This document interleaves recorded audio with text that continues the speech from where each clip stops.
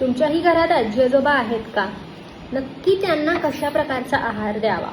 15% of fat free mass is lost during the old age. Also things like thirst, appetite and even the food choices changes in this age. So मग आपण ह्यांना कशा प्रकारचा आहार द्यायचा? थोडे थोडे आणि फ्रिक्वेंट मील्स आपण देऊ शकतो. त्यामध्ये नरिशिंग, इझिली डायजेस्टेबल असे फूड्स इन्क्लूड करायचे. Milk which is a good source of protein and calcium. The elderly person should be given at least 1 or 2 cup of milk every day. Fried food खाण्यात थोडंसं कमी.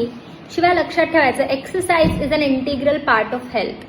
त्याच्यामुळे काय होणार आहे तर तुमची भूक चांगली राहणार आहे, अग्नी चांगला राहणार आहे आणि ओव्हरऑल हेल्थ नीट राहण्यासाठी म्हणून म्हातारपणी विशेषतः ॲटलिस्ट वॉकिंग 1 पाऊण तास वगैरे नक्कीच करावं.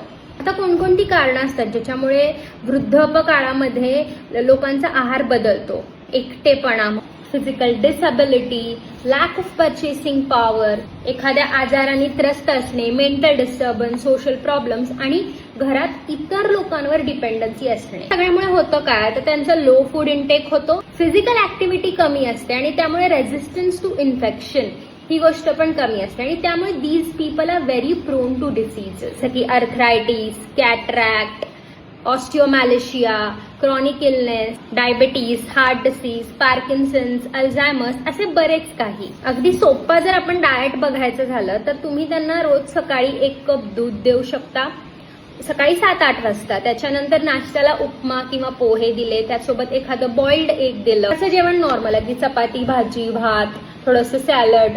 त्याच्यानंतर आफ्टरनून स्नॅक्स म्हणून एखादं फ्रूट, मग तेव्हा त्यांना पाहिजे तर चहा देऊ शकता. आणि रात्री जेवणामध्ये पण पुन्हा हलकं जेवण असावं, थोडंसं लवकर जेवण असावं, 8च्या आधी झालं तर बरंच आहे. मग त्यामध्ये पण पुन्हा भाकरी, भाजी, भात असं व्यवस्थित जेवण. ह्या गोष्टींमुळे त्यांची हेल्थ व्यवस्थित राहणार आहे आणि त्याशिवाय सोबत workout. So let us follow this and keeps all the elderly in a family and society healthy and happy.